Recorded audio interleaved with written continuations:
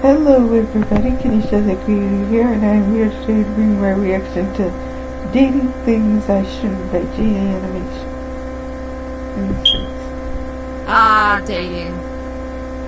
Not a fan. But you know, dating simulators can be the closest thing there is to dating without actually having to go out and do it for real, which can seem much more appealing to people like me who do not like people. Believe it or not, dating sims are more popular than you think. You don't believe me?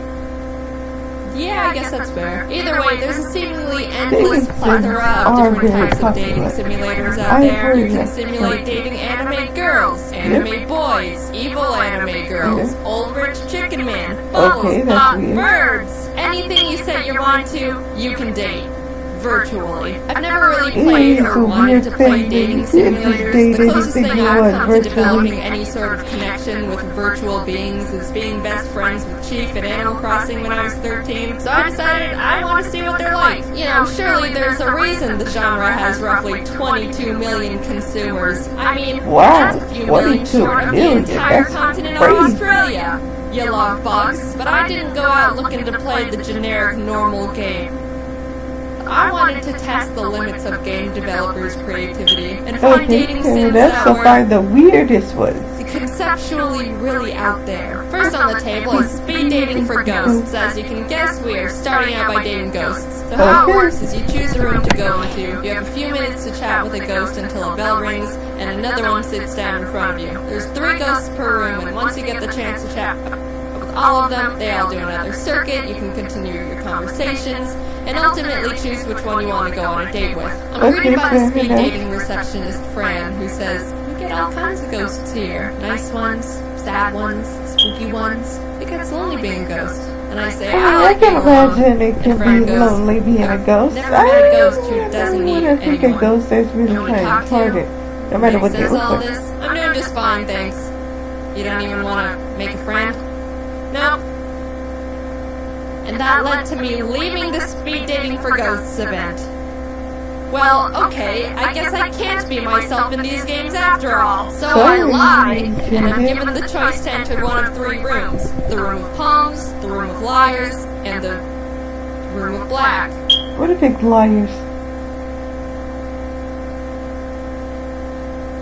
I just went into the room of palms. This huge buff jock ghost sits down in front of me, introduces himself as Riley, proceeds to call me pretty hot for a ghost, to which I reply, "Slow down there, buddy," and Riley immediately apologizes, and now I feel bad. Guys, I don't think I'm good at I think I've been choosing nothing but all the wrong answers so far. Riley and I chat a bit, the bell rings, and I meet this old smoking ghost who used to live in Vegas and was part of the Vegas Mafia until they burned her house down with her in it. The bell rings again, and this giant bush ghost sits down. So this is Steph. She's anxious and introspective in a light and charming way. I'll be honest when I say I did really enjoy our conversations, but then you start to realize she doesn't realize she's dead and a ghost.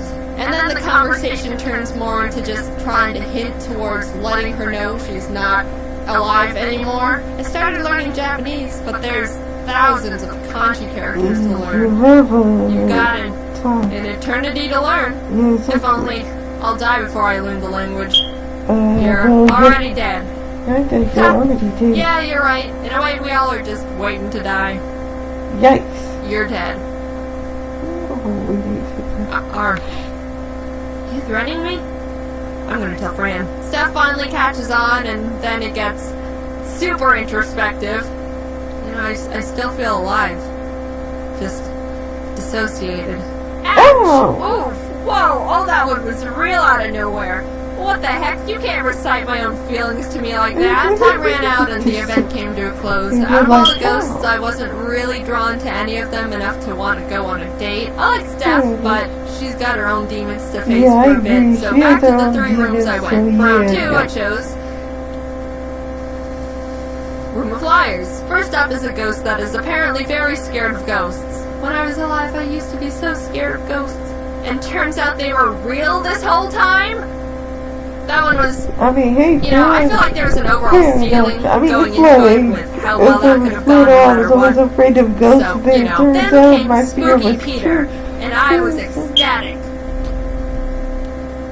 Oh my god, he's so cool! He died from the bubonic plague, and now he's become a master at spooking people who are still alive. He's an actual legend. I'm blessed to be in his presence. The living people have written books about him. I was getting spooking tips and learning about the mirror world when the bell rang and this shark ghost, Leon, sits down in front of me and leads with, "Wanna make some money? Doesn't everyone?" Exactly. It's like, doesn't everyone? Let's rob a bank.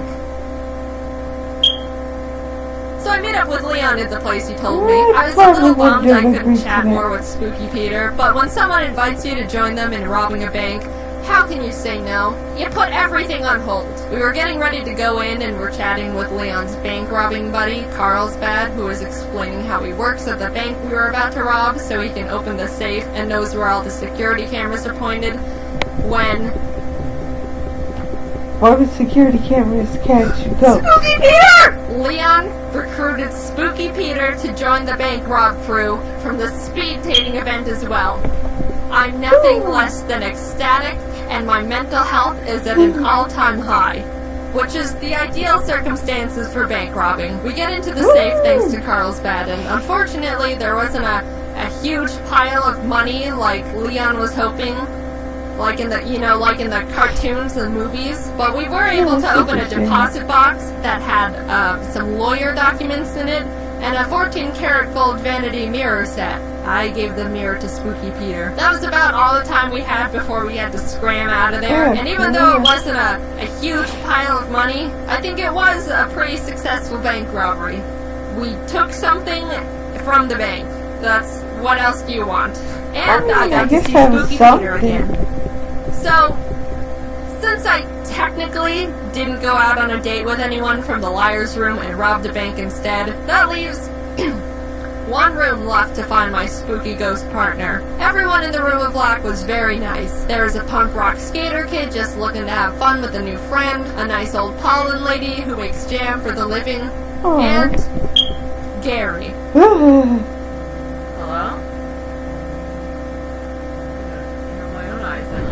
Oh my god. Okay. Hello? Too creepy. No! Too creepy. Bad breath? Too creepy. Please. I'm so sorry. Please stop. Oh my god, this is embarrassing. I learned Gary's a vengeful ghost who was murdered at his office job, but doesn't remember how, why, or who did it. So naturally, I go along with him to find his murderer and avenge his soul. Turns out Gary was the murderee and stabbed his work partner and then was shot by the police. Well, that's a little cold, but it makes sense. Well, he was very nice to me. Speed dating for ghosts. I made a lot of friends, but no virtual ghost could win my heart. So let's move on to The Bachelor. You know how The Bachelor works? This is just that, in rat form. I've been told these violet eyes of mine are more purple than all the lavender in the world. And I certainly smell better, too. Ooh, you talk a lot. Dear, I can't say that I recall you mentioning it, but how'd you say you scored on the SATs? I got a 1570, which is quite good, if you didn't know. Wow, you're so different. You wanted to hear more about my work? Yes, sometimes I host Saturday Night Live and also Wheel of Fortune and Dancing with the Stars. Ever seen Avengers by Marvel? I was the Avenger. Wow. Wow, you're so different. It's time you meet my children. Reggie 997, Evangeline, Esquire Jr., Sharpie, and Trashcan. They already I was just coming to be entertained. I'm not trying to be hard to be My whole life I've had to make do by myself and work for what I've got. And every time I've needed help, people let me down.